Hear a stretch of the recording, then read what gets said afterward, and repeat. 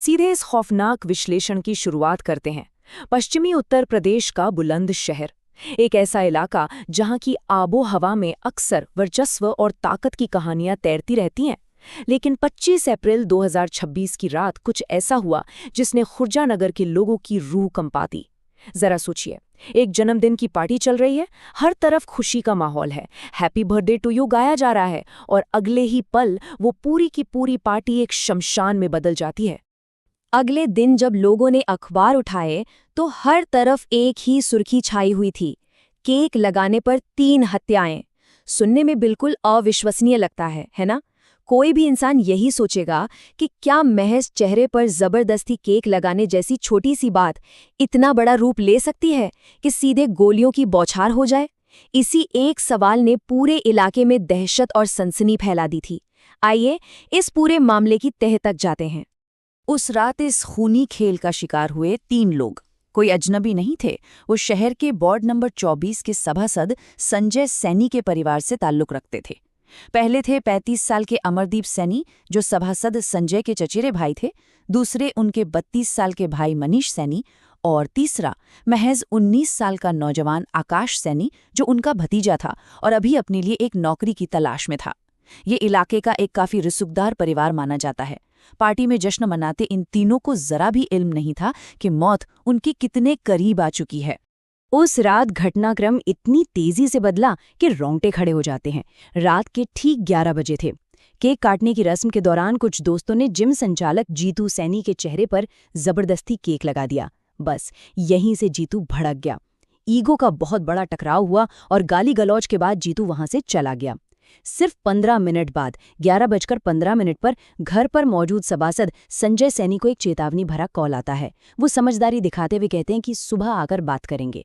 सबको लगा कि मामला शांत हो गया है, लेकिन आधी रात होते होते हमलावर सुलह करने नहीं बल्कि 7 से 8 हथियारों से लैस होकर मौत का पूरा इंतजाम लेकर वापस लौट आए। 12 से ज्यादा राउंड फायरिंग। जी हाँ, आधी रात को जैसे ही मुख्य शूटर मयंक सैनी और उसका गुट जिम में वापस घुसा, उन्होंने किसी से कोई बात नहीं की, बस सीधे ताबड़तोड़ गोलियां बरसानी शुरू कर दी। महज कुछ ही मिनटों के अंदर 12 से ज्यादा राउंड फायर हुए। उस खौफनाक मंजर की कल्पना कीजिए। जो लोग कुछ सेकंड पहले पार्टी में मस्ती कर रहे थे, हंस गा रहे थे, वो अब डंबल और मशीनों के पीछे अपनी जान बचाने के लिए छुपने लगे थे। जिम का वो फर्श पूरी तरह खून से लाल हो चुका था। इस हमले की क्रूरता का अंदाजा इस बात से लगाया जा सकता है कि हमलावरों ने एकदम क्लोज रेंज से गोलियां चलाईं। अमरदीप के सीने को चीरती हुई एक गोली सीधे उसके दिल में जा घुसी और दूसरी बेरहमी से उसके सिर में दाग दी गई। मनीष को 1 या 2 नहीं, पूरे 4 गोलियां मारी गईं। और वो 19 साल का आकाश, जो ये सब देखकर अपनी जान बचाने के लिए बाहर की तरफ भागा, हमलावरों ने उसे दौड़ाकर पीछे से उसके सिर में गोली मार दी।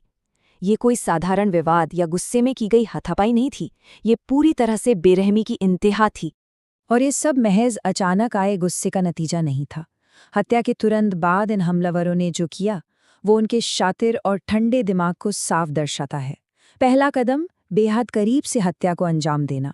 दूसरा और तीसरा कदम जिम के सीसीटीवी कैमरे और डीवीआर सिस्टम को पूरी तरह से उखाड़ लेना, ताकि पुलिस के हाथ कोई भी वीडियो सबूत न लगे। और चौथा कदम पुलिस के पहुंचने से पहले ही उस जगह से आराम से फरार हो जाना। ये साफ तौर पर दिखाता है कि ये सब कितनी गहरी और ठंडी सोच के साथ किया गया था। क्रिमिनल भाषा में इसे कहते हैं प्योर एग्जीक्यूशन, यानी एक ऐसी सोची समझी हत्या जिसका इकलौता मकसद किसी भी कीमत पर मौत सुनिश्चित करना हो। अगले दिन जब पोस्टमार्टम हुआ और एक्सरे की रिपोर्ट सामने आई, तो डॉक्टर से लेकर पुलिस तक सब सन्न रह गए। एक्सरे में साफ दिखाई दिया कि गोलियां शरीर के आर पार नहीं हुई थी, बल्कि शरीर के अंदर जाकर बहुत गहराई में धंस गई थी। अमरदीप का दिल पूरी तरह डैमेज हो चुका था। ये सारी मेडिकल रिपोर्ट्स यही चीख कर साबित कर रही थीं कि यह अचानक भड़का हुआ कोई हमला नहीं था, बल्कि एक तयशुदा प्योर एग्जीक्यूशन था। अब सबसे बड़ा सवाल यही उठता है कि क्या वाकई महज एक केक लगाने पर 3-3 जानें ली जा सकती हैं? यहाँ 2 बिल्कुल अलग-अलग थ्योरी सामने आती हैं।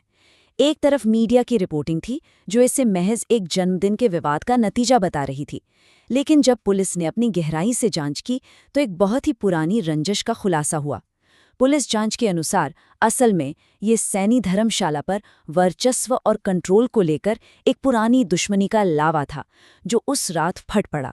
मतलब केक लगाना तो महज एक बहाना था, एक चिंगारी थी जिसे आधार बनाकर पुरानी दुश्मनी का वो पूरा खूनी हिसाब एक ही रात में चुकता कर लिया गया। इस जघन्य अपराध के बाद जाहिर है पुलिस की कार्रवाई भी उतनी ही तेज रही।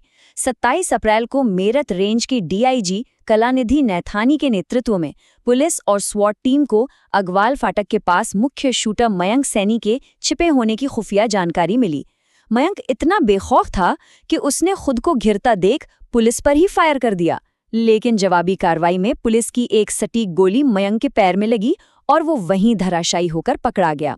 इस तरह कानून का शिकंजा कसना शुरू हुआ और जल्द ही बाकी आरोपी भी गिरफ्तार कर लिए गए। न्याय की प्रक्रिया तो अपना काम कर रही है, लेकिन कोई भी कानूनी कार्रवाई या एनकाउंटर उस भयानक नुकसान की भरपाई कभी नहीं कर सकता जो इन बेगुनाह परिवारों ने उठाया है। 32 साल का मनीष अपने पीछे महज 2 साल की एक छोटी सी बच्ची छोड़ गया। 35 साल के अमरदीप का एक 5 साल का बेटा है और एक नवजात बच्ची जो शायद कभी अपने पिता का चेहरा भी ठीक से नहीं पहचान पाई।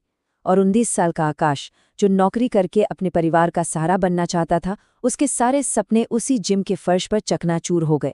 ये सिर्फ न्यूज़ रिपोर्ट के ठंडे आंकड़े नहीं हैं, ये वो असल जिंदगियां हैं जो किसी के ईगो और बंदूकों के खौफनाक शौक की वजह से हमेशा हमेशा के लिए तबाह हो गई।